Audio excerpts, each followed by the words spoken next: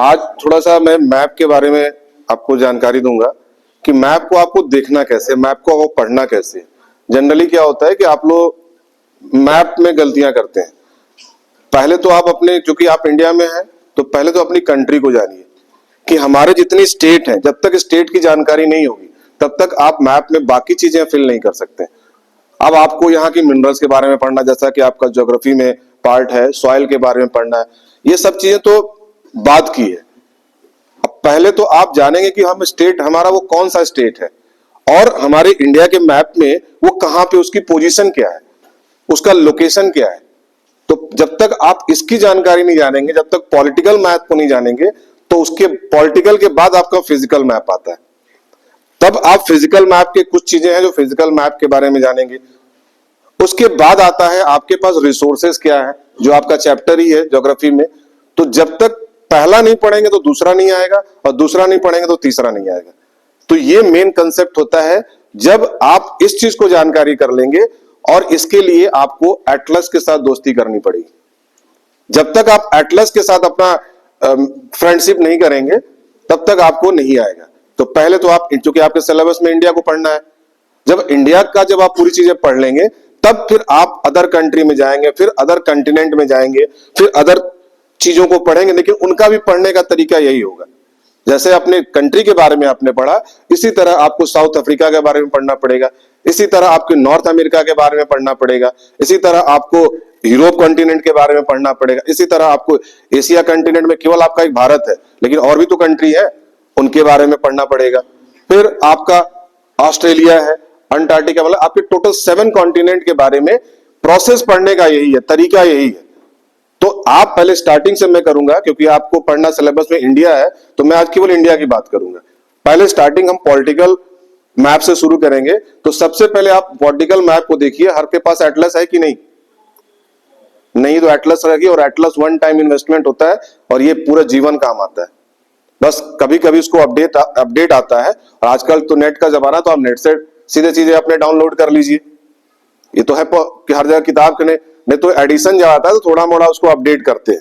कोई चीज अगर, जैसे मान लीजिए कि अभी 3 स्टेट का, उत्तर प्रदेश को काट के उत्तराखंड बना, झारखंड को, बिहार को डिवाइड करके झारखंड बना, एमपी को डिवाइड करके छत्तीसगढ़ बना, आंध्रा को आपको तेलंगाना बना। तो ये थोड़ी मोड़ी अपडेशन होता है, कुछ चीजें होती हैं जो फिर से उसको रिवाइज करके वो एडिशन लिखा, अभी शायद 37 या 38 एडिशन निकला हुआ है एक बार, और फिर कई साल तक चलता है, बाकी चीजें कुछ नहीं बदलती है। तो वन टाइम आप, हर व्यक्ति के पास मैप जरूर, और मैप इसलिए नहीं है कि आपको सिलेबस में है, मैप इसलिए है कि आपको अपने देश के बारे में जानकारी होनी चाहिए, आपको रास्ते के बारे में जानकारी होनी चाहिए, आपके यहाँ कौन कौन से एयरपोर्ट हैं इसकी जानकारी होनी चाहिए, आपके इंडिया में या किसी भी कंट्री में कौन कौन से सॉइल पाए जाते हैं ये जानकारी होनी चाहिए।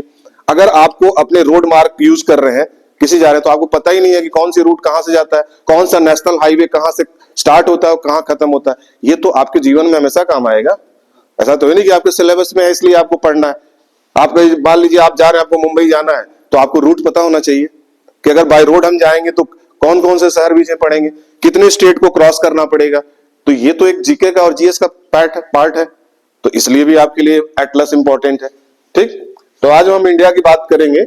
आज टाइम लगेगा, इसलिए आप बिल्कुल निश्चिंत होकर पढ़िए। ये नहीं सोचना है कि मेरी वो पीरियड जा रहा है, ये पीरियड। अगर आपको मैप पढ़ना है तो फिर आपको मैप एक भी गलत नहीं होगा। इसलिए आज बिल्कुल आराम से बैठिए और ध्यान से सुनिए, और घर जाके उसको अपने एटलस खोलकर और ब्लैंक मैप लेके फिल करने की कोशिश करिए, तब आपको 100% आएगा। और जब इसको भर लेंगे तो आपका एक हिस्ट्री से भी शायद मैप आता है। हिस्ट्री में भी क्या पूछता है आपसे, जनरली कांग्रेस के अधिवेशन के बारे में पूछता है कि कांग्रेस का कॉन्फ्रेंस जो हुआ था कब कब हुआ था, किस सिटी में हुआ था। तो पहले तो आप इंडिया कंट्री के स्टेट को जाने को तभी तो भरोगे कि भाई अमेरिका में, दिल्ली में हुआ था कि कलकत्ता में हुआ था कि उड़ीसा में हुआ था।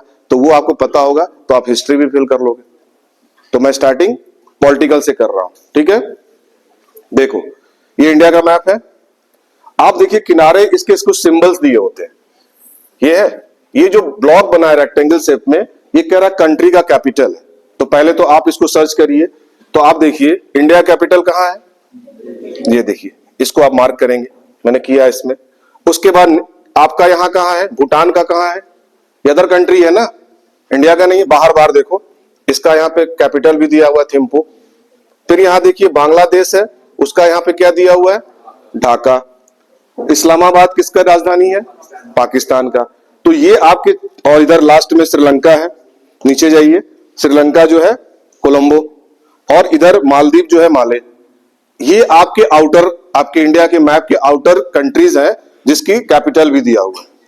तो आपको पता है कि इसका अगर आप लोकेशन पूछा जाए कि इंडिया के किस लोकेशन पे आपका काठमांडू है या नेपाल है, भूटान है, इसको क्या कहेंगे आप? पहले मैप को पढ़िए कि जो अप साइड होता है वो नॉर्थ होता है, डाउन साइड क्या होता है, साउथ होता है।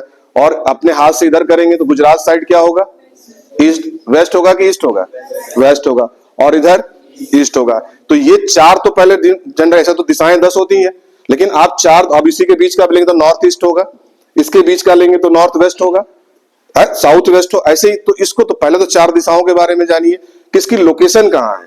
तो ये आप देखिए, तो जनरली आप लोग क्या, सब लोग क्या करते हैं कि मेन सिटी तो याद रखता है, लेकिन जब आपसे पूछा जाता है ईस्ट वाले एरिया में कौन कौन से स्टेट है, तो जनरली आप नहीं बता पाते, और कौन किसके आसपास है। तो लोकेशन का जानना जरूरी है। तो आप यहां देखिए, जितने ईस्ट वाले हैं, अरुणाचल प्रदेश, नागालैंड, मणिपुर, मिजोरम, और आपका ये त्रिपुरा, आसाम, ये सारे क्या है, ईस्ट स्टेट है।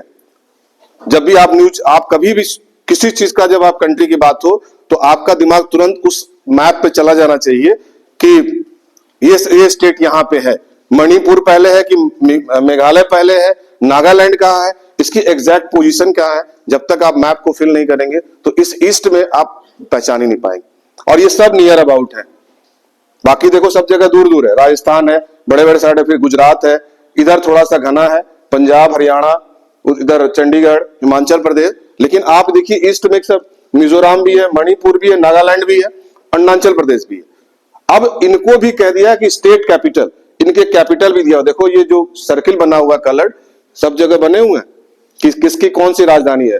मिजोरम की कैपिटल कौन सा है, आइजवाल, मणिपुर का इम्फाल, कोहिमा का, सॉरी नागालैंड का कोहिमा, मेघालय का शिलोंग, असम का दिसपुर। तो ये सारी चीजें आपको ऐसे नहीं आएगा कि एक बार आप मैप देख लिए और आपको याद हो गया। आप ब्लैंक मैप लीजिए, एक ब्लैंक मैप का कितने का आता है, 50 रुपए का या 20 रुपए या 25 रुपए का आता है, बंडल ले लीजिए। आप रोज प्रैक्टिस करिए, और इससे ही सारे क्वेश्चंस आपके, जब आप कंपटीशन भी देंगे तो ये सारे क्वेश्चंस आप, ये पूछा जाएगा, उसमें आप आंसर रहता है कि जैसे चारों ये स्टेट दिए रहेंगे, और उसमें पूछ देगा कि मिड में कौन सा स्टेट आता है, मेघालय और मिजोरम और नागालैंड के बीच में कौन सा स्टेट है, या इसकी बाउंड्री को कौन टच करता है। आप बता, पूछ देगा कि मिजोरम के बाउंड्री वाले जो स्टेट है वो कौन सा है, मणिपुर है कि मेघालय है कि अरुणाचल प्रदेश है कि आसाम है। तो जब तक आप इसको पढ़े नहीं होंगे तो देखो मिजोरम की बाउंड्री कौन टच कर रहा है, मणिपुर कर रहा है, यानी कि मिजोरम और मणिपुर क्लोज है। अब चारों ऑप्शन में जब तक आपको पता नहीं होगा, आप तो अरुणाचल प्रदेश में टिक करके आएंगे, जबकि अरुणाचल प्रदेश कितनी दूरी है इसकी, है ना। तो जब आप इसको प्रैक्टिस करेंगे, जब अपने पेन से पेंसिल से भरेंगे, तो ये कभी भूलेगा नहीं। इतने क्लियर होगी। चलो तीसरा, अदर टाउन की बात कर रहा हूं, ये मैं ज्यादा टाउन के बाहर वाले जितने होंगे, मतलब बाहर नहीं, कुछ ऐसे भी हैं जो बड़े फेमस हैं, जिसको हम सिंबल ये दिया हुआ है ब्लैक कलर से। देखो जैसे यहाँ पे है, ये आपका झारखंड का है, दुर्गापुर, आपने नाम सुना होगा। तो ये कोई राजधानी तो है नहीं किसी की, लेकिन ये इंपॉर्टेंट प्लेस है, इसलिए इसको वो भी हाईलाइट किया हुआ है कि दुर्गापुर वहां पे इंपॉर्टेंट प्लेस है। जैसे बलेश्वर यहाँ उड़ीसा में है, ठीक। यहाँ देखो बिलासपुर, ये तो बिलासपुर है क्योंकि इसकी राजधानी छत्तीसगढ़ की रायपुर है, लेकिन यहाँ बिलासपुर को भी ब्लैक किया हुआ है। ये भी जो सिटी है किसी न किसी प्रोडक्ट को लेके, किसी न किसी इंडस्ट्रीज को लेके फेमस है, इसलिए उसको ब्लैक कलर से डॉट के उसे सिंबल दिखाया है कि आपको ये भी पता होना चाहिए। यहाँ देखिए जैसे महाराष्ट्र है, तो महाराष्ट्र में देखिए पुणे भी इंपॉर्टेंट शहर है, अहमदनगर भी है, नांदेड़ भी है, लातूर है, ये सारे इंपॉर्टेंट प्लेस है, किसी न किसी चीज के लिए फेमस है। अब जब आगे पढ़ेंगे तो पर्टिकुलर वो भी दिया रहेगा कि यहाँ पे इंडस्ट्रीज है, कि वहां पे मिल है, क्या है, everything is given in your book. इतनी बात समझ में आई। अब इस मैप में देखिए इंडिया के सारे फैक्ट को लिखा हुआ है। इंडिया की लोकेशन क्या है, लैटिट्यूड क्या है और लॉन्गिट्यूड क्या है, क्योंकि लैटिट्यूड और लॉन्गिट्यूड तो आप जानते हैं कि हर कंट्री का जो आप वर्ल्ड मैप में जहां की जो पोजीशन है, तो किसी न किसी लैंगिट्यूड पे और किसी न लैटिट्यूड पे वो स्थित है। तो इंडिया की पोजीशन ये है, ठीक। फिर कह रहा स्टेटस क्या है, हमारा भारत कैसा है, तो सॉवरेन है, डेमोक्रेटिक रिपब्लिक है, और लोकेशन हमारा क्या है, जिसको हम कहते हैं एशिया कंटिनेंट में हमारा सेंटर पे है, जिसको हम कहते हैं south central region in Asia. ये देखो लोकेशन बता रहा कि इंडिया कंटिनेंट में हमारी जो पोजीशन एशिया में है वो साउथ सेंट्रल रीजन में है। एरिया वाइज विश्व का मतलब कहते हैं 7th largest country in the world, 7वां कंट्री जो पूरे विश्व में हमारी पोजीशन है हमारे भारत देश की। और पॉपुलेशन में अगर हम बात करें तो 2nd लार्जेस्ट है। ये 2 क्वेश्चंस इसमें बनते हैं, जब आप कभी आगे एग्जाम देंगे तो इस तरह के क्वेश्चंस आते हैं। अब तो इतनी जल्दी नहीं आते हैं क्योंकि ये तो ट्रेडिशनल क्वेश्चंस हो गए, अब आज के डेट में करंट क्वेश्चंस पूछे जाता है, लेकिन जानकारी तो आपको होनी चाहिए। तो आपको कह रहा अगर विश्व में हमारा भारत किस पोजीशन पे है, तो 7वें नंबर पे, लेकिन कहेगा पॉपुलेशन में तो 2रे नंबर पे। तो यहाँ पे हम 2nd है और यहाँ 7वें। नेशनल एनिमल बचपन से पढ़ते आ रहे हैं, नेशनल बर्ड पीकॉक है, नेशनल फ्लावर लोटस है, नेशनल फ्रूट मैंगो। इतनी चीजें, ये एग्जैक्ट फैक्ट है इंडिया का, ये यूनिवर्सल कहते हैं ट्रूथ है, ये दिया हुआ है। इसके बाद 3 चीज इसी में जिक्र कर दिया है कि जो स्टेट का बंटवारा किया गया उसके बारे में आपको जानकारी होनी चाहिए। Uttarakhand state was found bifurcating Uttar Pradesh. Uttar Pradesh जो कि बहुत बड़ा स्टेट था, इसलिए उसको डिवाइड किया गया, तो 13 स्टेट को दे दिया गया उत्तराखंड के नाम से, और बाकी जितने स्टेट थे और बाकी जो जितने डिस्ट्रिक्ट थे वो उत्तर प्रदेश को दे दिया गया। इसी तरह दूसरा स्टेट बड़े में बिहार था, तो बिहार को भी अलग करके झारखंड बनाया गया। और तीसरा जो सबसे बड़ा स्टेट था मध्य प्रदेश था, उसको भी बाइफरकेट करके वो आपका छत्तीसगढ़ बनाया गया। और अभी लेटेस्ट, ये तो 3 एक साथ हुआ था, लेटेस्ट जो अलग किया गया अभी करंट में, तो वो आपको आंध्रा को अलग करके तेलंगाना बनाया गया। इसके अलावा इंडिया जो है हमारा मेंबर किसका किसका है, यूएनओ का है, सार्क का है, नैम का है, एंड कॉमनवेल्थ ऑर्गेनाइजेशन। ये हमारे भारत की मेंबरशिप है इन ऑर्गेनाइजेशन में। तो इतनी जानकारी आपके मैप में दिया हुआ है, पहला ही पेज में एटलस में पॉलिटिकल के साथ। समझ में आया नहीं बात? चलो, अब जब ये आपकी जानकारी हो गई, अब इसमें आप पोजीशन की बात करा तो आप देखो, अगर हम नॉर्थ की बात करेंगे तो जम्मू कश्मीर स्टेट हमारा नॉर्थ में है, हिमाचल हमारा नॉर्थ में है। इसके पहले थोड़ा सा एक चीज और जान लो कि इंडिया के बांटो डिवाइड कैसे करोगे। फिजियोग्राफिक डिवीजन, इस मैप को देखिए, फिजियोग्राफिक डिवीजन, पहले भारत को हम कितने जोन में बांट रहे हैं, डिवीजन करेंगे फिजिकली।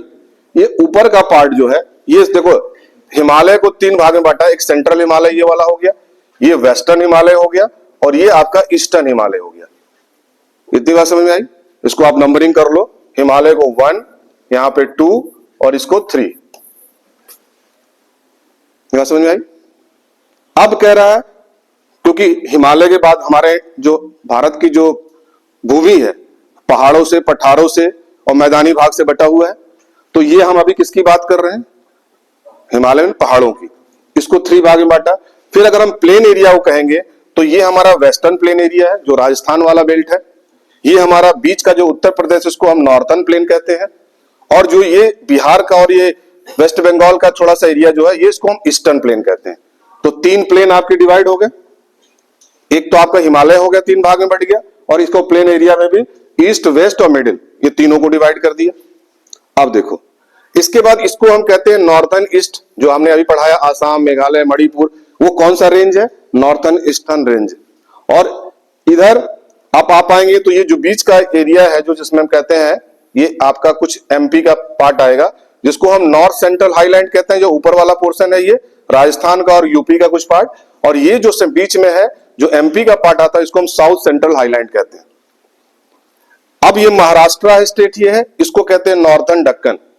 दक्कन का पठार पड़ा होगा, यहाँ पे औरंगजेब का बहुत बड़ा आधिपत्य था, दक्कन ही गया था ना महाराष्ट्र, और शिवाजी की लड़ाई कहाँ हुई थी, वहीं हुई थी। तो ये नॉर्दर्न दक्कन प्लेट है, नॉर्थ दक्कन है, ये साउथ दक्कन है, जिसमें आपका कर्नाटका और आंध्रा दोनों इसमें है। ये आपका ईस्टर्न प्लेट है, प्लेटू है, पठार है, ईस्टर्न हिल है। ये आपका कोस्टल प्लेन है, ईस्टर्न, जिसको हम कहते हैं समुद्र से जो, जिसका तटवर्ती समुद्र का जो किनारा है, तो उसको हम कोस्टल एरिया कहते हैं। तो ईस्टर्न, चूंकि ये पूर्वी भाग में है तो ईस्टर्न कोस्टल प्लेन कहा गया। ईस्टर्न कॉन्टिनेंटल शेल्फ, इधर वाला जो महाराष्ट्र वाला जो समुद्री भाग है इसको हम कहते हैं वेस्टर्न कोस्टल प्लेन, जहां पे जहाज आके रुकती है, जहां समुद्र का किनारा है, तो ये महाराष्ट्र के पास का है और ये इधर आपका साउथ का है। फिर वेस्टर्न हिल महाराष्ट्र में ही है, आपने महाबलेश्वर का नाम सुना होगा, ये सब क्या हिली एरियाज है, तो ये आपकी महाराष्ट्र के पास में है।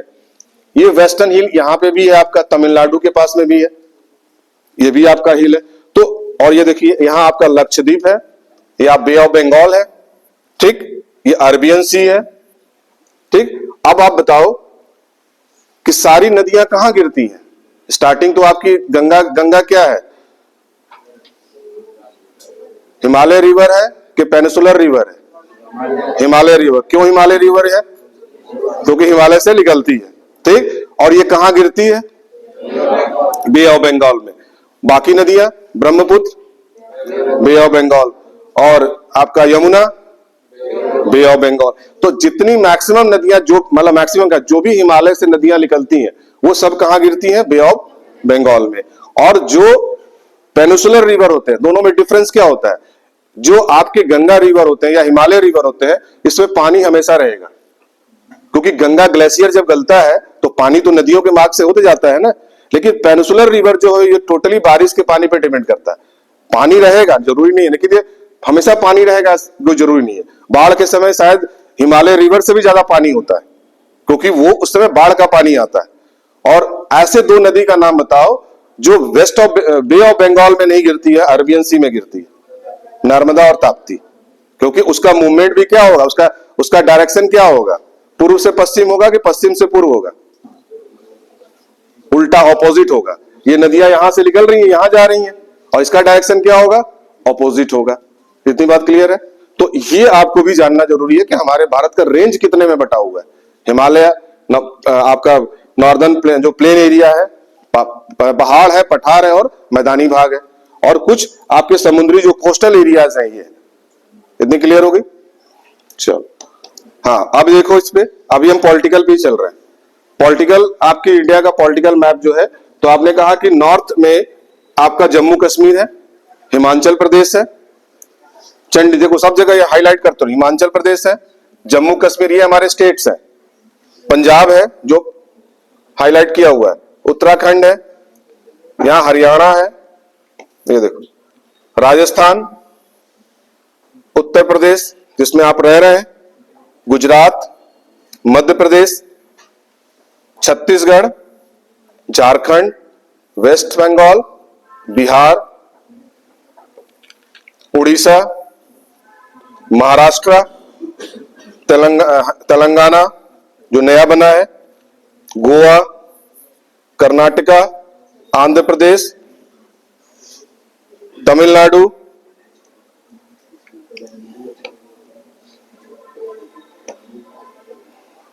केरला, ये सारे स्टेट आपके। और इधर मैंने आपको बताया ये आपके हैं अरुणाचल प्रदेश, नागालैंड, मणिपुर, मिजोरम, आसाम, त्रिपुरा, ये आपके स्टेट हो गए। तो पहले आप अपने मैप को, इसको दिमाग में पिक्चर में बिठाइए कि कौन सा स्टेट कहां पे है, कौन सा स्टेट ईस्ट में है, कौन सा स्टेट वेस्ट में है, कौन सा स्टेट सेंट्रल में है, एकदम बीच में है, कौन सा स्टेट साउथ में है, और कौन सा स्टेट आपके नॉर्थ में है।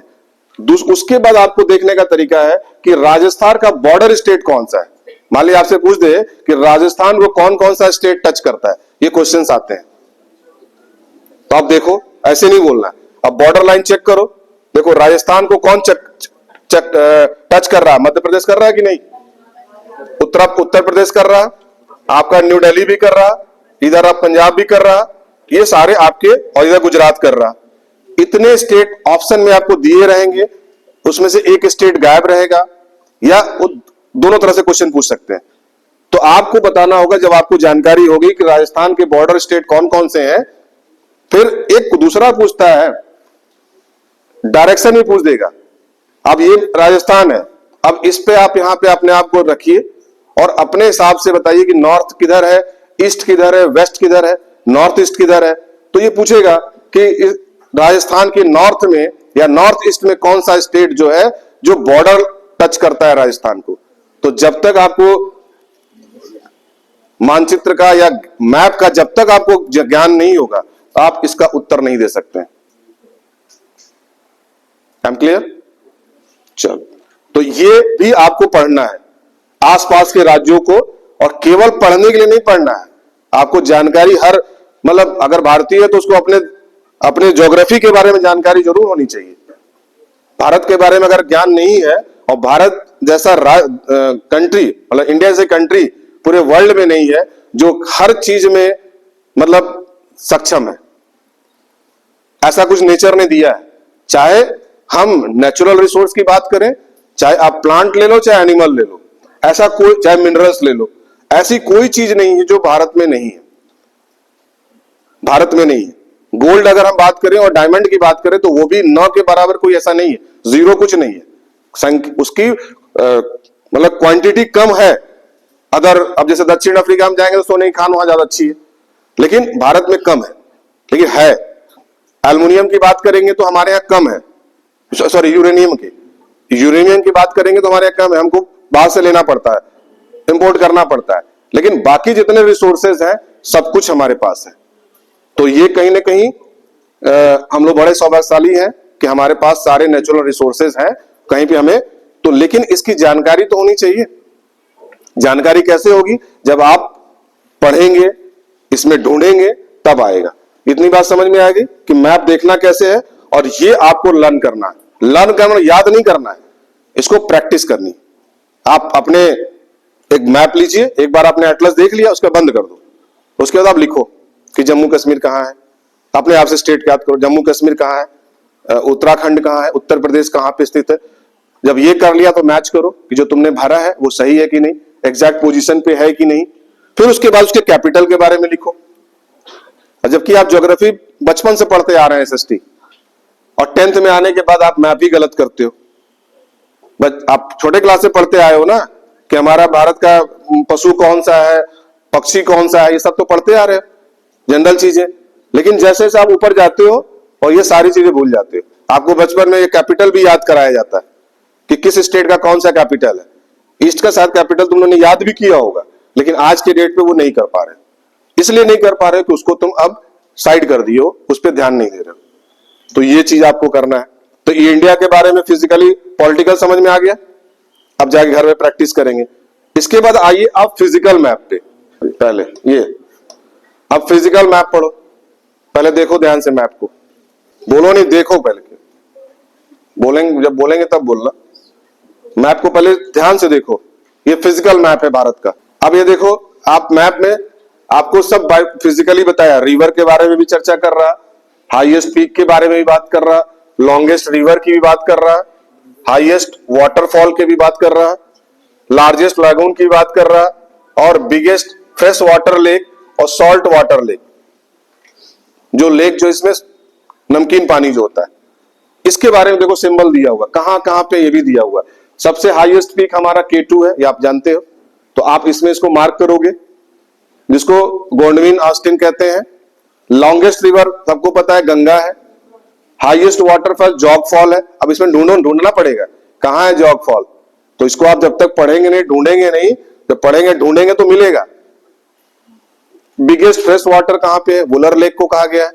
और salt water Sambhar salt lake जो आपके महाराष्ट्र यहाँ पे राजस्थान में, ये देखो सांबर लेक दिया हुआ है, सब नाम दिया हुआ है, सारी चीज। गंगा रिवर की बात कर, देखो हर जगह गंगा है, सब जगह गंगा आपको दिख रही है, सबसे बड़ी नदी है आपकी।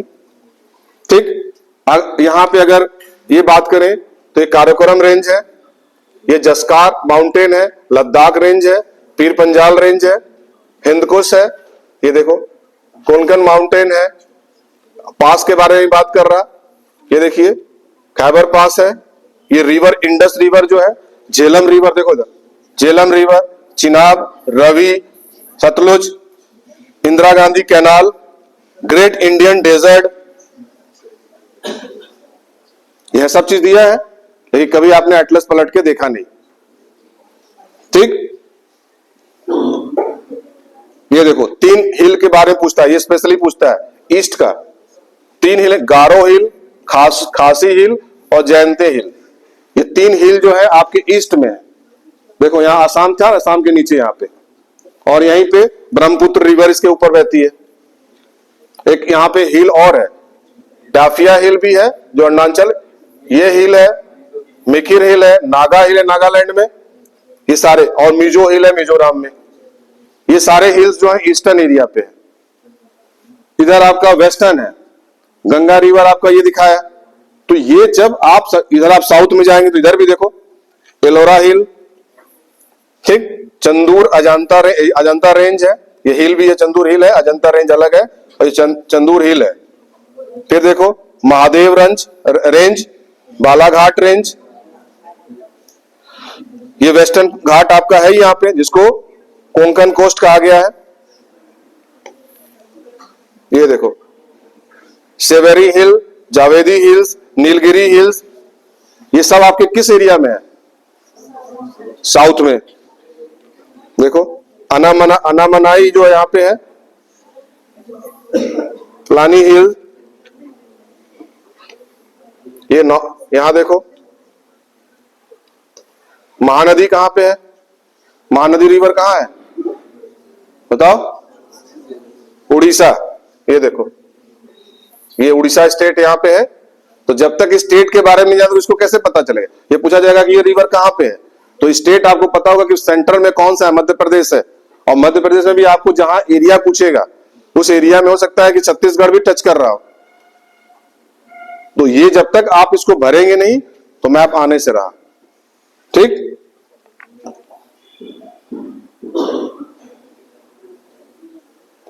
देखिए मानसरोवर लेक, ये देखो हाइट भी दिया हुआ है, जो माउंटेन है एवरेस्ट का देखो 8848 इसकी हाइट है। कंचनजंगा देखो 8548। अब चलो जो तुम्हारे ज्योग्राफी चैप्टर में उस पे आते हैं। ये दो बात क्लियर हो गया ना? अब देखो जो आप चैप्टर में आपकी जो ज्योग्राफी किताब आपकी है, ये आपकी किताब है ना 10th की, कोर्स कंप्लीट हो गया है ना? अब देखो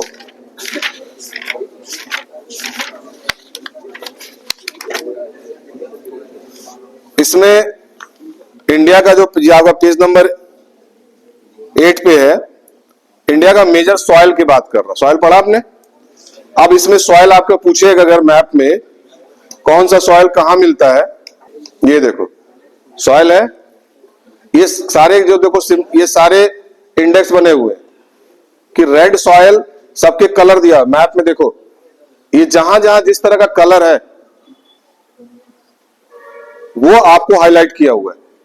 अब अगर आपको ये कह रहा है कि ये पीले कलर का कलर है, जिसको कहते हैं ये सब माउंटेन सॉइल, सब। अब पीला कलर ये है, देख रहे हो, ये है, ये पूरा एरिया है, कुछ यहां पे है डार्क पीला, यही है ना, और ये थोड़ा सा ये भी है। अब आप बताओ ये कौन सा स्टेट है? मध्य प्रदेश। तो यानी कि आपको पता है कि आपका सब माउंटेन सॉइल जो है मध्य प्रदेश के कुछ एरिया में भी मिलता है, सब जगह नहीं। पूरा अगर ये पूरा कलर किया होता तो यानी कि पूरे एमपी में यही सॉइल है, लेकिन ये थोड़ा सा पार्ट यहां केवल दिया सेंटर में कि जो यहां सब माउंटेन सॉइल पाया जाता है। अब यहां कह रहा ये वाला एरिया देखिए यहां पे पाया जाता है, जो आपका हिमाचल वाला एरिया है, यहाँ पे जम्मू का एरिया है, ये सब एरिया में थोड़े थोड़े से सॉइल पाए जाते हैं। इसलिए इसको देखिए कलर सब जगह नहीं किया हुआ, ये पूरे एरिया में जम्मू में नहीं ऐसा सॉइल पाया जाता।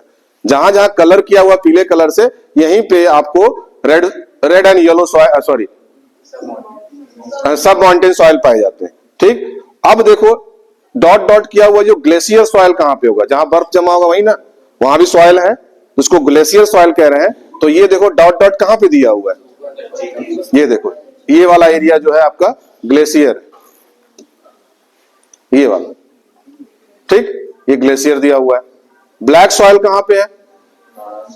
देखो ये इस कलर में ये पूरा एरिया देगा, केवल महाराष्ट्र नहीं है, गुजरात का भी एरिया है, ये भी है, एमपी भी है, ये इस सब जगह आपको ब्लैक सॉइल। और ब्लैक सॉइल किस एग्रीकल्चर के लिए उपयोगी होता है? कॉटन और शुगर केन, आप महाराष्ट्र में देखोगे, आप गन्ने की खेती इधर देखते हो ना, इधर खेती क्या होती है, महाराष्ट्र में इतने मोटे मोटे गन्ने होते हैं और वहां पे शुगर मिल बहुत है और 12 महीना होता है। हम लोग यहाँ गन्ने की खेती कब करते हैं? इस सीजन में करते हैं, स्टार्टिंग में करते हैं, इस सीजन में गन्ना तैयार हो जाता है। लेकिन वहां पे खेत ऐसे होते हैं, बड़े बड़े सब जो भी फार्मर्स है वो कहते हैं एक फसल तैयार होती है, फिर दूसरे जैसे ही कटेगी दूसरी फसल, दूसरा खेत तैयार रहेगा। तो वो 12 मंथ उनकी यही होती है। जैसे उड़ीसा में राइस की जो खेती होती है 12 महीने होती है, क्योंकि वहां पानी का स्रोत ज्यादा है। पानी जहां पे अवेलेबल ज्यादा होगी वहां पे धान की खेती होगी, जहां पे पानी कम है वहां धान नहीं हो सकता है, मतलब चावल नहीं हो सकता है। तो ये मतलब नेचर ने ऐसा दिया है कि जहां पे सॉइल के अकॉर्डिंग, जहां रिसोर्सेज है उसके अकॉर्डिंग हमारा प्रोडक्ट तैयार होता है। तो शुगर केन, ग्रेप्स जो आप अंगूर खाते हो, इसके लिए भी ब्लैक सॉइल की आवश्यकता होती है। अब आप देखे हो अंगूर की खेती होते हुए? नहीं देखा है ना। अंगूर की खेती जमीन पे नहीं करते हैं, वो क्या करते हैं, उसको उसका पूरी एक प्लेटफॉर्म बनाते हैं, चढ़ाते हैं उसको, जैसे लताएं चढ़ती हैं, उसको पूरा करेंगे। ऑनियन के लिए ब्लैक सॉइल ज्यादा होता है। आप देखो जितने प्याज आपको मार्केट में आता है वो महाराष्ट्र से आता है, नासिक जिसको कहते हैं, नासिक एक प्लेस है, तो वहां पे ब्लैक सॉइल पे ओनियन की खेती अच्छी होती है। तो ओनियन हो गया, शुगर केन हो गया, कॉटन हो गया, कॉटन के लिए भी ब्लैक सॉइल। और ब्लैक सॉइल दिखता कैसा है? ब्लैक तो है इसलिए तो उसका ब्लैक नाम है। दिखता कैसा, उसका क्या क्वालिटी क्या है? जब ब्लैक सॉइल अगर देखोगे तो लगेगा कि वो गीली मिट्टी है, वो लगेगा कि वो गीली वेट है, लेकिन वो वेट नहीं होती है और वो फटी फटी टाइप की रहेगी, जैसे नहीं क्रैक हो जाता है। लेकिन आपको लगेगा जैसे हमारे यहाँ जब सूखा पड़ता है तो क्या कहते हैं, मिट्टियों में दरारें आ जाती है ना, सूखा पूरा, वो दिखता है कि इसमें पानी की कमी है, लेकिन उसमें पानी की कमी नहीं, दिखता है उस तरह, लेकिन वो पानी की कमी उसमें नहीं है। वो आप जब जाएंगे तो बिल्कुल नॉर्मल मिट्टी होती है, ये उसकी पहचान होती है। ठीक, अब देखो एलुवियल सॉइल की बात कर रहा, माउंटेन सॉइल, तो इसको भरे हो मैप में कभी? ये आता है ना, सिलेबस में है ना, हमारा मैप तो दिया हुआ है। ठीक, तो इसको आप भरेंगे। दूसरा मैप आपका है इंडिया के जो रिवर और डैम है, ये भी है ना, रिवर और डैम भी इसी तरह आप भरेंगे। कुछ रिवर के नाम दिए रहेंगे भारत में, जैसे मैंने कहा गंगा है, ब्रह्मपुत्र, यमुना है, नर्मदा है, ताप्ती है, ये सारे रिवर्स के नेम है। और भी छोटे छोटे नदियां हैं, तो आपको पता न जाए कौन सा रिवर कहां से किस किस स्टेट में, किस किस राज्य में जाती है, कहां किस उसका मार्ग क्या है, रास्ता क्या है, ये सारी चीजें आपको पता होना चाहिए, तो मैप में आप भरेंगे। तीसरा मैप आपका है, टोटल 10-12 मैप है आपके। इंडिया में राइस कहां कहां पे होता है, तो राइस का जो एरिया है जनरली आपका बिहार, उत्तर प्रदेश और इधर जितना आपका कोस्टल इधर वाला उड़ीसा वाला बेल्ट जो है, ये वेस्ट बंगाल। आप देखे होंगे वेस्ट बंगाल का आदमी, उड़ीसा का आदमी चावल ज्यादा खाता है, क्योंकि उसके पास रिसोर्स ही वही है, क्योंकि वो चावल के बिना नहीं रह सकता है। अच्छा, कुछ तो ऐसे हैं, नेचर ने ऐसा बनाया है कि जहां के पीपल, जहां के लोग हैं और जो नेचर ने उनको रिसोर्स दिया है, आप रोज खट्टा नहीं खा सकते। खा सकते हो पर डे, आप मिर्ची नहीं खा सकते हो, लेकिन राजस्थान का आदमी मिर्ची नहीं खाएगा तो नहीं, वो रह नहीं सकता, और भी लाल वाली मिर्ची, एकदम तीखी वाली। ठीक, साउथ का आदमी खट्टा नहीं खाएगा, तो मैं थोड़ा सा खट्टा खाएगा, थोड़ा सा एक कप और डाल दिया जाए, एक गिलास और डाल दिया तो आप खा नहीं पाओगे। लेकिन साउथ के आदमी जितना खट्टा दे दो उतना खाएगा, क्योंकि वो उसकी बॉडी जो टेम्परेचर है उसके वहां के नेचर के अनुसार से एडजस्ट है। ठीक है, और जो ठंडे प्रदेश में रह रहे हैं, जैसे हमारे जम्मू के लोग रहने वाले हैं, उनको आप ठंडी चीजें आप देंगे खाने को, वो खाएंगे। आपको जरा सा भी ठंडी चीज होगा तो आप क्या, तो बीमार पड़ जाते हो, जुकाम हो जाता है। ठंडी में क्या कि संतरा इतना ठंडी में कौन खाता है, वो खाते हैं क्योंकि उनका नेचुरल फ्रूट्स है, वो खाएंगे। ठीक, इधर तो ये है कि अब तो भारत में ट्रांसपोर्ट की सुविधा ऐसी होगी कि हर चीज हर जगह मिलता है।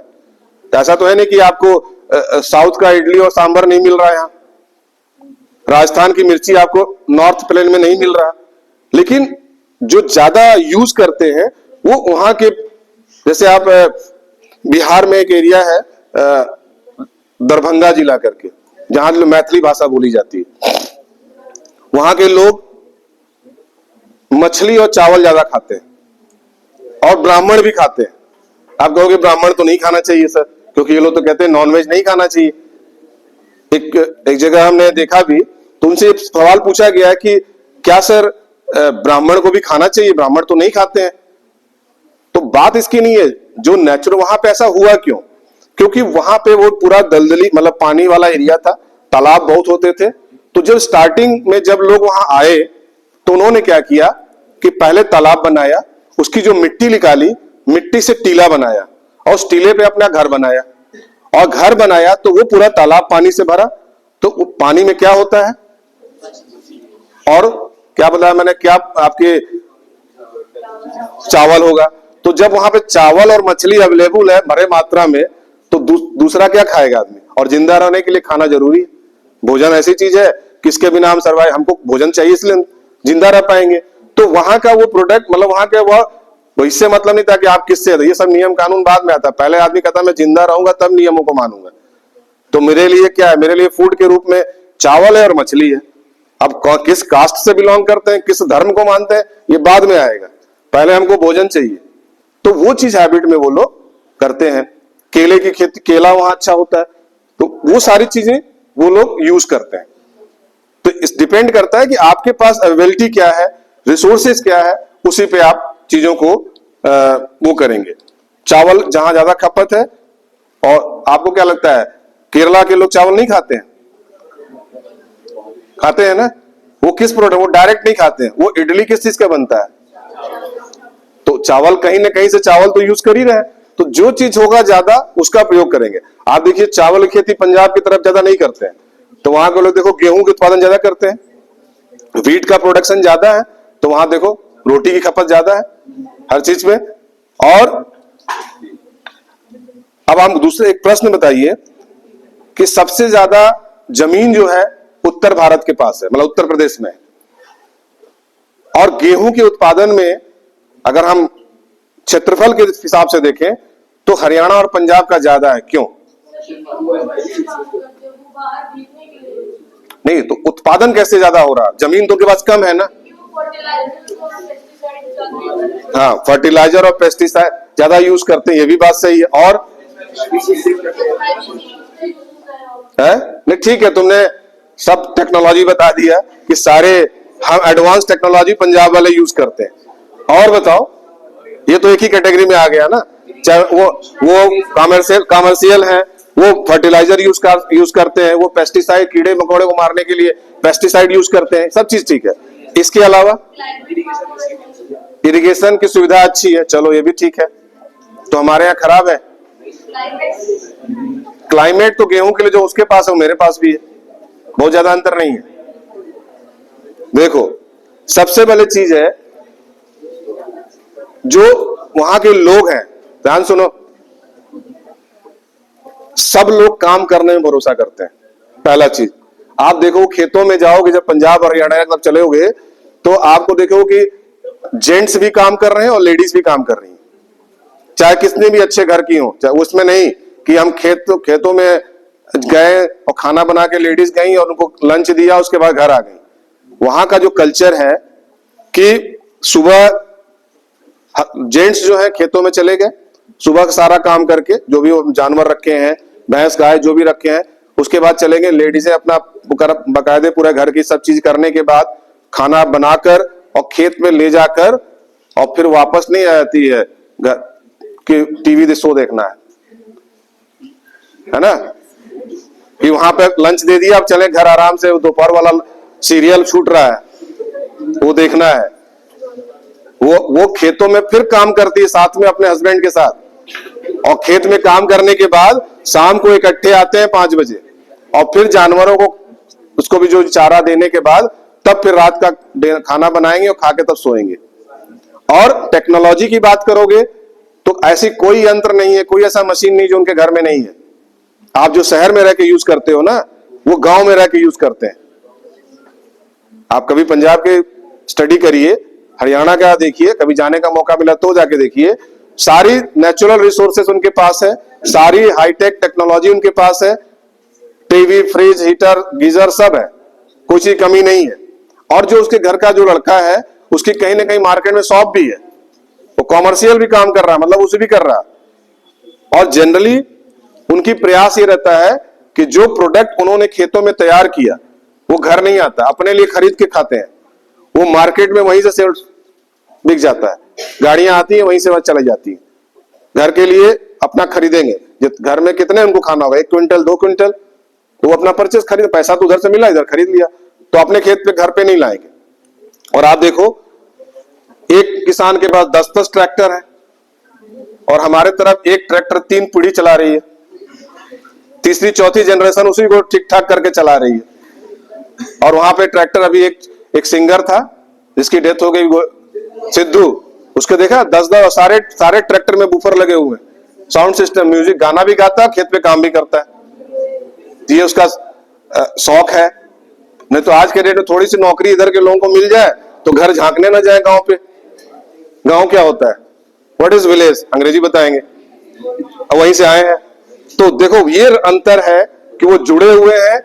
और मैक्सिमम बताऊं तुम्हें, जिसके घर के ऊपर जहाज बना हुआ है पंजाब में, जिसके ऊपर घर के ऊपर टंकी जो है वो जहाज का शेप दिया हुआ है, एरोप्लेन, और वो पानी की टंकी है। जैसे आप पानी की टंकी बनाते हैं ना, तो सिंपल आप रेक्टेंगल शेप में बनाते हैं या गोल बनाएंगे, वो पूरे जहाज का शेप दिए हुए। इसका वो जहाज बनाने का पर्पस क्या है पता है? वो सिंबल है कि यहां के लोग कनाडा में बसे हुए हैं। वो बिल्डिंग में एक केवल चौकीदार है, वो घर का रखवाली करता है, उसको पेमेंट देते हैं, पूरी फैमिली कनाडा में शिफ्ट है। तो आप कनाडा का अगर आप पॉपुलेशन देखेंगे तो मैक्सिमम आधे से अधिक इंडियन है, वो भी सिख है। कनाडा में 70% सिख है और इंडियन सिख है। सिख हमारा ही यही है। वो उसका सिंबल है। पूरे वो जहाज जो है पानी टंकी जिसके घर के ऊपर है, और वो बिल्डिंग जनरली लोग मूवी वाले आते हैं, अपना किराया देते हैं, वहां पे शूटिंग वूटिंग चलती है। ये डेवलपमेंट है। तो मैंने कहा क्षेत्रफल के हिसाब से ज्यादा वो है, कम है, लेकिन हम ज्यादा है, लेकिन हम अपनी टेक्नोलॉजी को हम इंप्रूव नहीं कर पा रहे। और हम अपने अब घर की लेडीज हैं, खेत पे अच्छे घर के, तो काम ही नहीं करने जाएंगे, कहीं हम खेत पे काम करेंगे, खाना बना दिया, अब जा रहे टीवी देखेंगे, वहां पे ऐसा नहीं। तो ये फर्क है वहां के प्रोडक्ट। तो जब सब लोग मिलकर काम करेंगे तो प्रोडक्शन किसका ज्यादा होगा? हमारे भारत में 1 कमाने वाला, उस पे 8 खाने वाले, मतलब 1:8 है। और वहां पे अगर 4 कमाने वाले हैं तो 4 ही खाने वाला, चारों काम कर रहे हैं। 8 है तो 8 काम कर रहे हैं, तो प्रोडक्शन स्वाभाविक सी बात है उसकी होगी। तो ये बात समझ में आई? अब देखो ये राइस का बताया, मेजर और माइनर एरिया दोनों दिया हुआ है। वीट में भी कौन सा एरिया है? ये पूरा आपका उत्तर भारत, ध्यान सुनो, उत्तर भारत यानी कि आपका ये पूरा, उत्तर प्रदेश, बिहार, एमपी, कुछ एरिया आपका राजस्थान का भी है, ये और कुछ आपका महाराष्ट्र में भी है, जो आपको वीट उत्पादन में, पंजाब हरियाणा ये सब है ही। तो ये पूरा बेल्ट यही आ गया, उत्तर प्रदेश, पंजाब, हरियाणा, ये गेहूं उत्पादन में सबसे आगे आ गए। फिर आपका मिनरल रिसोर्सेज है। मिनरल रिसोर्सेज को आप जब करेंगे तो कुछ इंपॉर्टेंट मिनरल्स है, देखिए ये आपकी बुक में दिया हुआ है, ये है, इसमें भी देखो, इसमें भी मिनरल्स का है, ध्यान से देखो इधर, ये देखो, ये मिनरल्स है। मिनरल्स में 2 है, एक मेटेलिक मिनरल्स है और नॉन मेटेलिक, और नॉन मेटेलिक जिसमें लोहे की मात्रा है और जिसमें नहीं है। तो जो लोहे वाले चीजें जिसमें मेटेलिक मिनरल्स है, और इसमें क्या है, नॉन मेटेलिक है। तो इसमें क्या क्या है? मेटेलिक में बॉक्साइड है, क्रोमाइट है, कॉपर है, गोल्ड है, आयरन ओर है, लीड एंड जिंक है, मैग्नीज है, सिल्वर है और टंगस्टेन है। ये जितने भी हैं ये मिनरल्स, इसको हम मैग्नेटिक मिनरल्स, मेटेलिक मिनरल्स कहते हैं। और जो नॉन मेटेलिक है तो देखो ये है, बैरिट्स है, एब्सटॉस है, क्ले है, डायमंड, डोलोमाइट, ये ध्यान रखिएगा, डायमंड कभी भी मेटेलिक ना बोल दीजिएगा। Diamond, feldspar, fire clay, granite, graphite, gypsum, फिर ये देखो kaolin, limestone, magnesite, mica, phosphates, pyrites, quartz, shale और यूरेनियम, ये आपके, अब सबके ये देखो, अब सबको अलग अलग ये सबके सिंबल भी दिए हुए हैं। कहीं पे फ्लावर बना हुआ है, कहीं पे स्टार बना हुआ है, कहीं पे देखो सन, सूर्य होते हैं उस तरह दिया हुआ है। ये सब आपको दिए हुए किस किस स्टेट में है, तो आप इस जो भी मिनरल्स आपके इसमें जनरली आपको जो पढ़ना है, iron ore field, iron ore mines, iron ore exporting ports, manganese, bauxite और माइका, इतने आपके सिलेबस में है जो आपको मैप में आएगा, इससे रिलेटेड पढ़ने को आएगा। अब आप देखिए इसमें जो ज्योग्राफी का जो बुक्स आप देखिएगा घर जाके, इसमें आपको देखिए सिंबल बने हुए हैं। आयरन ओर फील्ड जो है ये आपका कुछ एरिया दिया हुआ, जो हल्का हल्का ग्रे कलर से कलर्ड किया हुआ है, तो ये जो एरिया है ये आपके आयरन ओर मिल्स फील्ड्स हैं। फिर कह रहा है कि आयरन ओर माइंस कहां कहां पे है, तो देखो ये रेड कलर के बने हुए ट्रायंगल से, तो ये सब एरिया जो है आयरन ओर मिल्स है, माइंस है। आयरन ओर एक्सपोर्टिंग पोर्ट्स, जहां से एक्सपोर्ट किया जाता है, उस पोर्ट्स के बारे में के सामने भी आपको ब्लैक कलर रेक्टेंगल शेप में उसके सिंबल दिए हुए हैं। तो जब ये सारी चीजें जब आप स्टेट पे भरोगे और ये यहां अगर आप फिल नहीं करेंगे, उसमें भी आप देखोगे लोकेशन भी देना है, उड़ीसा के किसी भी एरिया में आप नहीं कह सकते हैं।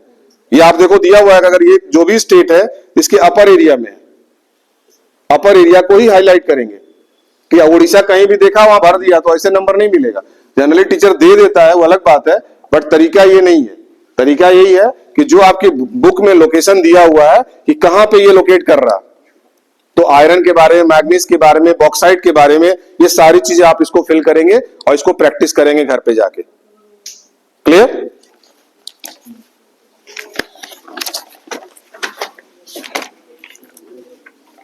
इसके बाद एक आपका मैप है India conventional energy resources, generally आता है।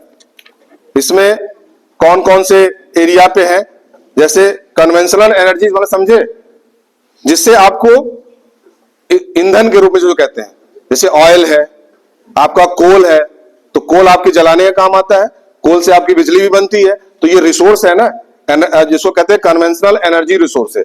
आपका कोल माइंस है, कोल फील्ड है, मेजर नेचुरल गैस रिसोर्सेज है, HVJ नेचुरल गैस पाइपलाइन है।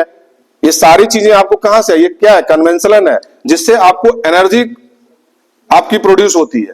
तो इसमें अगर कोल फील्ड की बात करेंगे तो देखो इसमें दिया हुआ है, कोल फील्ड आपका जनरली झारखंड वाला एरिया है, जिसमें हजारीबाग है, आपका धनबाद है, बोकारो है, ये सारे जो झारखंड के एरिया है, यहाँ कोल माइंस है, कोयले की खदान है। आपने एक मूवी देखी होगी, एक काला पत्थर मूवी आई थी, एक कोयला मूवी आई थी, पिक्चर आपकी शाहरुख खान की, तो उसमें आपने देखा होगा वो जो मूवी है वो पूरे झरिया, एक वहां पे जगह है धनबाद में, कोलफील्ड, वो पूरी शूटिंग झरिया की है।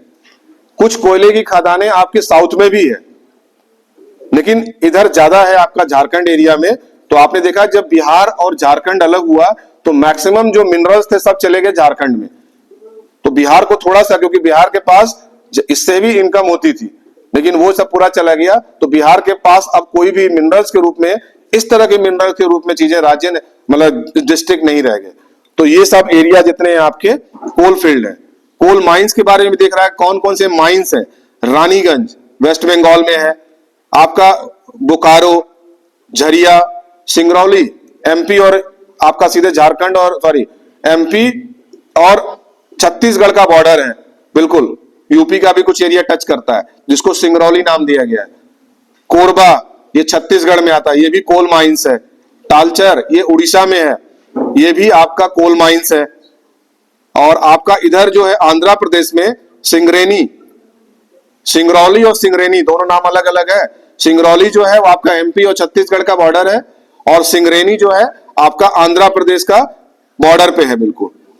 फिर और आपके जो ये जितना मैंने नाम बताया, और कुछ आपके ईस्ट में भी है, जैसे डिगबोई, ये कहां पे है, आसाम के पास में, ये कॉर्नर ईस्ट वाला एरिया। और आपका है शिव सागर और नाजीरा, ये जो ईस्ट वाला एरिया, यहां भी कुछ कोल माइंस पाए जाते हैं। ऑयल फील्ड कहां कहां पे है, तो आप देखिए ऑयल फील्ड आपके उत्तर प्रदेश में कहां कहां पे है, एक तो शाहजहांपुर, जगदीशपुर, औरैया, ये जितने डिस्ट्रिक्ट्स हैं यहाँ पे आपके ऑयल फील्ड्स हैं, तेल की चीजें, तेल यहाँ पे हुआ होता है। मेजर नेचुरल गैस रिजर्व्स, ये देखिए आपको दिया हुआ है, राजस्थान में है, कुछ गुजरात में है, कलोल नाम जगह है, वडोदरा है। ये सारे एरिया जो है आपके मेजर नेचुरल गैस रिजर्व्स हैं, ये आपको मैप में भरना है। कुछ इंडिया के पावर प्लांट्स हैं, जैसे इसको कहते हैं न्यूक्लियर और थर्मल। इससे क्या बनता है, तो ये कहां कहां पे ये पता है, बताओ किसी भी न्यूक्लियर एक पावर प्लांट का बताओ इंडिया में जिसको आप जानते हैं। रावत भाटा का नाम सुना है, ये कहां पे है, रावत भाटा कहां है, मैप पलट के देखा नहीं, आपके सब किताब में दिया हुआ है। ये आपके राजस्थान में है, यहां पे भी आपका न्यूक्लियर पावर प्लांट है। नरौरी का नाम सुना, नरोरा, ये आपके उत्तर प्रदेश में है। ठीक, कैगा जगह है जो आपका केरला, वो तमिलनाडु। फिर आपका गुजरात का एरिया में है काकरापारा, और नासिक का जो बॉर्डर है महाराष्ट्र का वो तारापुर करके है, वो भी आपका न्यूक्लियर पावर प्लांट है। और थर्मल कहां पे है, थर्मल बहुत ज्यादा है, दिल्ली में है, फरीदाबाद में है, पंकी में है यूपी में, रिहंड में है उत्तराखंड में, अमरकंटक मध्य प्रदेश में, सतपुरा मध्य प्रदेश में, भोसवाल महाराष्ट्र में, नासिक, उरान, चंद्रपुर, तालचर उड़ीसा में, इधर आपका नामरू जो है अरुणाचल प्रदेश, बेंगलगौन ये आपका यहां पे ईस्ट में है, दुर्गापुर, ये सारे एरिया आपके देखिए सब किताब में दिया हुआ है। ये देखो न्यूक्लियर और थर्मल, और शायद ये आता भी है ज्यादा, इसलिए मैं बार बार कह रहा हूं ज्योग्राफी का मैप जो आपको आएगा इसमें से कोई एक नाम दे देगा, कह देगा you fill this power plant, nuclear या थर्मल, दोनों में से कोई एक दे देगा।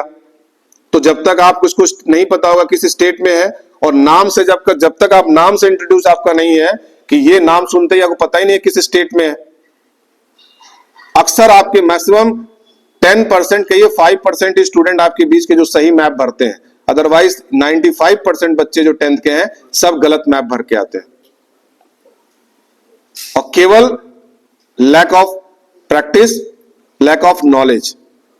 क्योंकि आप इसको कभी भी, और ये 6 नंबर आपका सॉलिड है जो आपको मिल सकता है, थोड़ा सा केवल आपको प्रैक्टिस की जरूरत, इसको लर्न नहीं करना है, याद नहीं करना है, केवल आपको मैप में एक बार आपको ध्यान से बैठा लेना है और ये आप इसको फिल करेंगे।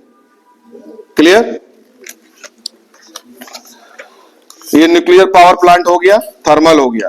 अब इंडिया के कुछ टेक्सटाइल इंडस्ट्रीज हैं जिसमें आपका 3 टेक्सटाइल स्पेशली आपकी इस बुक में बात कर रहे हैं, कॉटन टेक्सटाइल, वुलन टेक्सटाइल और सिल्क टेक्सटाइल। 3 टेक्सटाइल की बात कर रहे हैं। ये देखो अब ये जो ब्लैक से गोल सर्किल में है ये कॉटन टेक्सटाइल की बात कर रहा है। तो उत्तर प्रदेश में सबसे बड़ा कॉटन टेक्सटाइल कहां पे है, कानपुर, और ये मुरादाबाद। ये 2 डिस्ट्रिक्ट है जहां पे कॉटन की इंडस्ट्रीज लगी हुई है, यहां कॉटन टेक्सटाइल के नाम से जाना जाता है। ठीक, और आगरा में भी है। तो 3 आपके हो गए उत्तर प्रदेश में, मुरादाबाद, आगरा और कानपुर। अब इसको भी हाईलाइट करेंगे जब आप, तो ये पूरा आपका उत्तर प्रदेश है ना। अब कहां पे हाईलाइट करेंगे, जैसे कह रहा है आगरा, तो आगरा को देखो ये बिल्कुल राजस्थान के बॉर्डर पे यहां कह रहा है, ये वाला एरिया जो है ये कॉटन टेक्सटाइल है। कानपुर कह रहा है, कानपुर कहां पे है, अब कानपुर यहां पे है, ये कानपुर है, यहां पे जो कॉटन टेक्सटाइल है। तीसरा कह रहा है मुरादाबाद, यहां पे है आप, ये आपका मुरादाबाद है। ये ऐसे भरेंगे, कहीं उठा के कहीं नहीं भर देंगे। ठीक, अब देखो क्योंकि कॉटन टेक्सटाइल जनरली आपके गुजरात, महाराष्ट्र में बहुत ज्यादा है। इसका रीजन भी एक है कि कॉटन टेक्सटाइल के लिए क्लाइमेट कैसा होना चाहिए, क्योंकि उसकी नमी होनी चाहिए। जैसे समुद्र किनारे जितने भी इंडस्ट्रीज हैं, मैक्सिमम इंडस्ट्रीज गुजरात और ये वाला जला समुद्री वाला एरिया जो है महाराष्ट्र का, वहां पे ये कॉटन टेक्सटाइल लगा जाता है कि इसके जो समुद्र से जो लहरें निकलती हैं, जो हवाएं होती हैं, जो ह्यूमिडिटी होती है, वो कॉटन टेक्सटाइल मिल के लिए काफी लाभदायक होती है। इसलिए जनरली ये कॉटन टेक्सटाइल इन जगह पे लगाई जाती है। ठीक, इसके अगर वुलन टेक्सटाइल की बात कर रहा तो देखो वुलन के भी खूब है, आपका यहाँ श्रीनगर में है, उसके बाद देखो अमृतसर में है, लुधियाना में। आप देखते हो ये जो तिब्बती जो आते हैं, जो आपको स्वेटर बेचते हैं, ये सारे लोग, तो आपको क्या लगता है ये लोग तिब्बत से लेके आते हैं? सारा प्रोडक्ट लुधियाना से आता है। वूलन के जितने प्रोडक्ट हैं सब लुधियाना में बनते हैं, वहां से ये परचेस करते हैं और स्टेट, हर स्टेट में जाके ये लोग डिस्ट्रिक्ट मजिस्ट्रेट से बात करके एरिया अपना मांगते हैं, उसका पे भी करते हैं, उस एरिया का किराया भी देते हैं। और ये इस सीजन में आप ये देखेंगे हर शहरों में आपको ये मिलेंगे अपने प्रोडक्ट, ये वूलन प्रोडक्ट को सेल करते हुए। फिर देखो इधर बीकानेर, कहां पे है बीकानेर? राजस्थान। जयपुर राजस्थान। ग्वालियर, ग्वालियर कहां है? मध्य प्रदेश। शाहजहांपुर उत्तर प्रदेश। वाराणसी उत्तर प्रदेश। मिर्जापुर उत्तर प्रदेश। और मुंबई महाराष्ट्र। जामनगर गुजरात। गुड। तो ये सारे आपके कौन से टेक्सटाइल हैं? Woollen textile. अब आते हैं सिल्क टेक्सटाइल में। सिल्क टेक्सटाइल बहुत ज्यादा नहीं है, ये आपका है मुर्शिदाबाद। कहां पे है ये? कोलकाता वाला यानी, और हुगली रिवर के पास में है। फिर आपका मैसूर कहां पे है? हाँ, साउथ में, ठीक है। और एक कोलार भी है, ये भी आपका आंध्र प्रदेश। चेन्नई, इधर भी आपके हैं, श्रीनगर में भी है, अनंतनाग में भी है और बारमूला में भी है। ये देखो ऊपर, यहाँ तीनों। यहाँ देखो बॉयज, लास्ट, बाल बाद में संवार लेना। यहाँ देखो, नहीं भरोगे तो बाल फिर सब झड़ जाएंगे। यहाँ देखो, ठीक है, ये है। तो ये किस चीज के बारे में पढ़ाया, बताया हमने? India textile industries. जो तीन आपको पढ़ने हैं, कॉटन, वूलन और सिल्क। अब सबसे ज्यादा इंपॉर्टेंट, ये आना ही आना है, ये बता दूं। इंडिया की आयरन एंड स्टील प्लांट कहां कहां पे है? बड़े लिमिटेड है, मैं आपको बता दूं। जैसे दुर्गापुर, ये कहां पे है? जमशेदपुर, झारखंड। भर लेना है, ये आएगा, मैं श्योर कह दे रहा हूं 100%, ये नोट कर लो। जमशेदपुर। राउरकेला उड़ीसा। भिलाई मध्य प्रदेश। नहीं, आप छत्तीसगढ़ में आ गया। मध्य प्रदेश भर के नहीं आना, क्योंकि अब स्टेट आपको छत्तीसगढ़ भी है, तो छत्तीसगढ़ आप करेंगे। बोकारो झारखंड, ठीक। बर्नपुर, ये देखो बॉर्डर है बंगाल, और ये जमशेद, ये 4-5 है ही है। और इधर, हाँ इधर भी है, साउथ में भी है, विजयनगर और भद्रावती और सलेम। सलेम जो देखो यहाँ तमिलनाडु, ये आपका आयरन एंड स्टील प्लांट है। जनरली ये आता है, ये बड़े लिमिटेड है, हर जगह नहीं है। ये आपका एरिया, आपका ईस्ट वाला एरिया है, जो बिहार, झारखंड और वेस्ट बंगाल यहाँ पे है। एमपी में भी है, मतलब आपका छत्तीसगढ़। और इधर आपका देखो ये महाराष्ट्र। इसके बाद यहाँ क्या आता है? महाराष्ट्र के बाद कौन सा स्टेट है यहाँ? कर्नाटका। तो देखो कर्नाटका में विजयनगर जो है, ये आयरन एंड स्टील प्लांट यहाँ पे लगा हुआ है। भद्रावती जो है ये भी इसी में है, इसी स्टेट में 2 है। और सलेम जो है आपका तमिलनाडु में। इसको एकदम से रट जाओ, मैप देख लो कि 3-4 आपके इधर है और बाकी इधर साउथ में है, आयरन एंड स्टील प्लांट।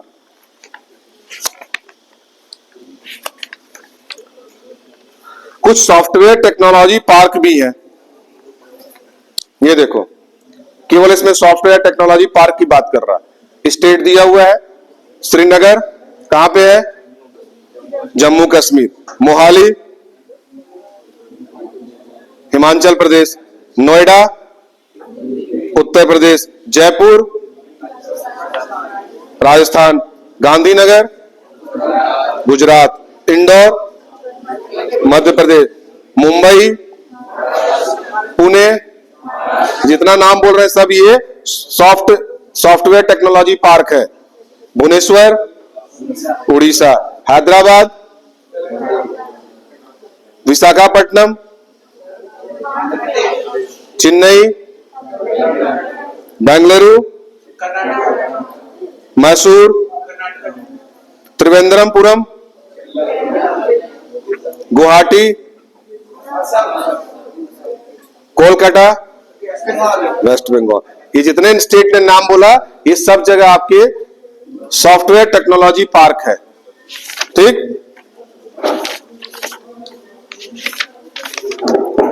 अब ये कुछ हाईवे दिए हुए हैं, नेशनल हाईवे। ये देखो, इंडिया के कुछ नेशनल हाईवे हैं। देखो, गोल्डन क्वाड्रिलेटरल कौन सा है, नॉर्थ साउथ कॉरिडोर कौन सा है, ईस्ट वेस्ट कॉरिडोर कौन सा है, और नेशनल हाईवे विथ नंबर, सबकी नंबरिंग की हुई है। सबसे बड़ा मार्ग कौन सा है, एनएच, कौन सा नंबर है सबसे लार्जेस्ट भारत का, NH 7। कहां से कहां तक है?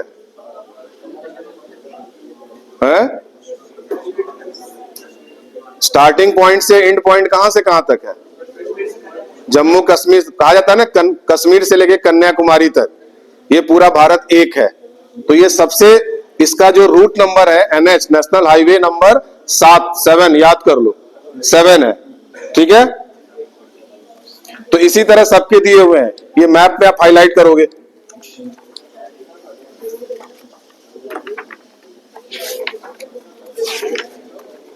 दूसरा इंपॉर्टेंट इसमें है ये major ports and some international airport, जहां से आप आसमान में उड़ने के लिए जहाज पकड़ते हो, और पानी में वाला जहाज यानी कि सी पोर्ट। ये देखो, अगर हम इसमें जहां जहाज का फिगर बना होगा उड़ने वाला, वो आपका क्या है, इंटरनेशनल एयरपोर्ट है। और जहां शिप वाली छोटा सा फिगर बना होगा, वहां पे पानी जहाज वहां आता है, वो आपके समुद्र का जो कोस्टल एरिया जिसको कहते हैं। तो देखो, अमृतसर में जो आपका एयरपोर्ट, उसका क्या नाम है, राजा सांसी। राजा सांसी जो नाम है एयरपोर्ट का नाम है। लखनऊ के एयरपोर्ट का क्या नाम है, चौधरी चरण सिंह। और अहमदाबाद का नरेंद्र मोदी बता रहा, सरदार वल्लभ भाई पटेल के नाम पे है। ठीक है, तो दे, और दिल्ली वाला, दिल्ली का airport Indira Gandhi international airport है। यहां से विश्व के सभी जगह जहाज जाती है, इसलिए इसको इंटरनेशनल कहा गया है। किसी भी विश्व के किसी भी कोने में जाना है, यहां से आपको फ्लाइट मिलेंगी, तो इसको कहा गया इंदिरा गांधी इंटरनेशनल एयरपोर्ट। और दूसरा इंटरनेशनल एयरपोर्ट कौन सा है, कैलकाटा, जिसका नाम क्या दिया गया है, नेताजी सुभाष चंद्र बोस, उनके नाम पे है। ठीक, और एक जो है हैदराबाद, और मुंबई वाले का क्या नाम है, छत्रपति शिवाजी आपका जो है। और वहां का जो सी पोर्ट है, उसका क्या नाम दिया गया, वहां पे एयरपोर्ट भी है और सी पोर्ट भी है। सी पोर्ट का क्या नाम है, जवाहरलाल नेहरू। ठीक, और चेन्नई वाले का क्या नाम है,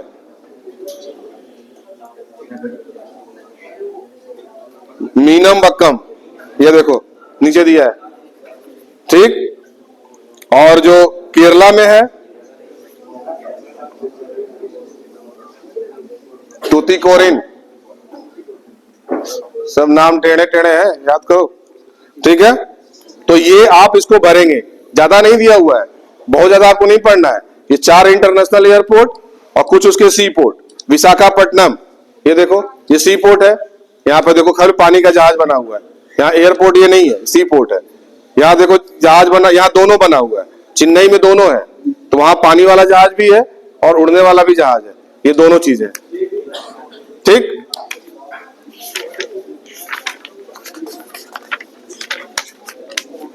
इतनी चीज समझ में आई। अब देखो,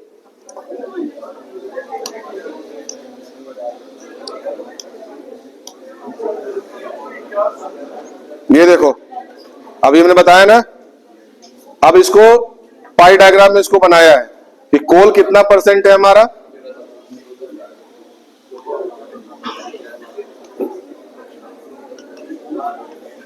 कोल कितना है 40%, लिग्नाइट कितना है 3.1, पेट्रोलियम, नेचुरल गैस, टोटल। ये देखो, ये कुछ रिजर्व्स दिए हुए हैं, ये किस किस स्टेट में है।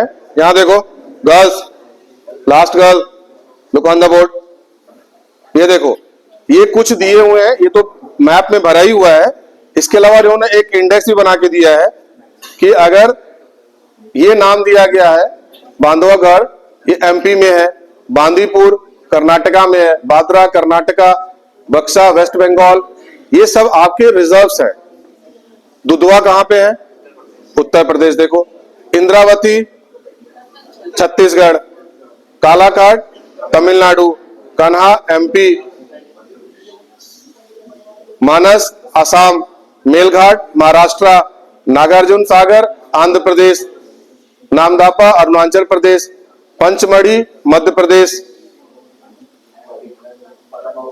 जब कौन बने करोड़पति में बैठते हैं ना, तो ये सब प्रश्न पूछे जाते हैं। और जब फिर अंदाज और तुक्के पे मारते हो, जो इस पूरे एटलस को पढ़ लिया तो ज्योग्राफी का तो ज्ञाता हो ही गया। कौन जीतता है वहां? तुक्के वाले बहुत कम ही लोग जीतते हैं। कितना तुक्का पे खेलोगे? 6 लाख मिल जाता, कहते हैं अब निकल लो धीरे से, पैसा मिल गया, पता नहीं जीरो ना हो जाए है? ये देखो, कन्वेंशनल पावर प्लांट की बात की थी, ये देखो दिया हुआ है सब मैप में, ऑटोमेटिक, गैस, हाइडल और थर्मल। देखो मैप देखो सब, पहले लुक ऑन द मैप। अभी जो मैंने मैप आपके बुक से बताया वो सारी चीज में है कि नहीं, ढूंढो। थर्मल देखो, गैस देखो और हाइडल। और इसके बाद इधर इसको भी दिया गया कन्वेंशनल पावर प्रोजेक्ट, ये 4 हैं, और अल्टरनेटिव पावर प्रोजेक्ट ये हैं। इसको अल्टरनेटिव क्यों कहा गया है ये बताओ? अल्टरनेटिव क्या है कि ये चीजें इसके एब्सेंस में एक ऑप्शन ये भी दिया हुआ है सोलर। आजकल देखो सोलर पैनल बहुत चल रहे हैं, हर घरों में सोलर लग रहा है ना, जिससे कि बिजली आपको। और सोलर का काम क्या है? सोलर क्या करता है? सोलर काम क्या करता है?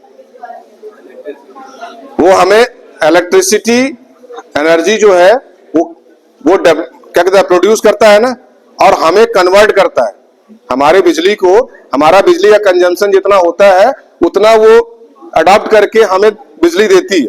तो हमारा क्या हुआ, बिजली का जो कंजम्पशन है, जो हमारा अमाउंट है वो कम करता है, कंजम्पशन हमारा कम करता है, तो बिजली की बिल कम आएगी। यही काम है ना,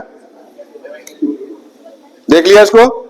तो इसमें आपका biogas, geothermal, solar, tidal experimental और विंड। विंड मिल सबसे ज्यादा कहां लगता है? देखा है विंड मिल की नहीं? नहीं देखा? जैसे ये तुम्हारा पंखा लगा हुआ है, ये गेट नंबर 2 पे खूब बड़े पंखे लगे हैं ना, इस तरह के समुद्र के किनारे खूब ऊंचे पाइप पे वो पंखा लगा होता है। और जब हवाएं चलती हैं, उसके साथ पूरी वायरिंग है, मीटर लगे हुए हैं, सब तार लगा हुआ है। तो जब हवा से जब वो विंड चलता है तो उससे मतलब इलेक्ट्रिसिटी प्रोड्यूस होती है।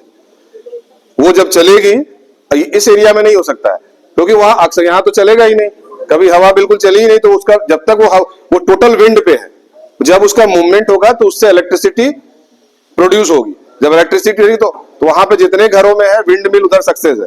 समुद्र के किनारे जो गुजरात आप जाइए तो आप देखिए बड़े बड़े खूब टावर पे लगे हुए बड़े बड़े पंखे वाले, और वो मूवमेंट उसका होता रहता है। उसके साथ खंभे, उसके साथ मीटर लगा हुआ है, उसकी पूरी वायरिंग है और घरों तक उसकी बिजली गई हुई है। तो विंड मिल जो है जनरली समुद्र के किनारे जो होते हैं उनके लिए ज्यादा है, हर एरिया पे ये सक्सेस नहीं है। ठीक, ये देखो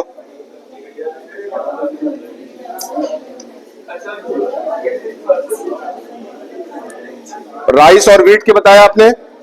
इधर देखो राइस और वीट जो आपके बुक में है, ये मैप में एटलस में दिया हुआ। देखो मेजर एरिया राइस का और other area, major area wheat का, मेजर एरिया बाजरा और ज्वार का। ये पूरा मैप में इसको देखो डॉट डॉट करके सिंबल से फिल किया हुआ है। इसको जाके घर पे भरना, जब भर लोगे तो मैप से आपको 6 नंबर आपके आने। दूसरा फसल में देख लो, मेज एंड बार्ले, रागी, पल्सेस जो दालें होती है, कहां कहां मिलता है।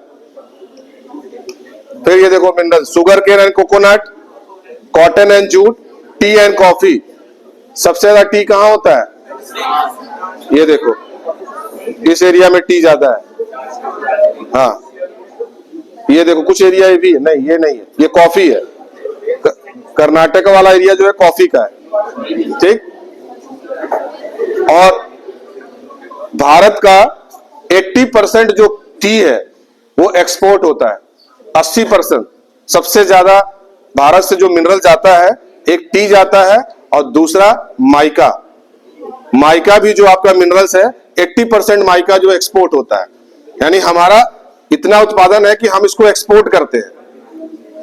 इंपोर्ट मतलब होता है आना और एक्सपोर्ट मतलब जाना, तो हम दूसरे कंट्री को एक्सपोर्ट करते हैं। चलो, थैंक यू।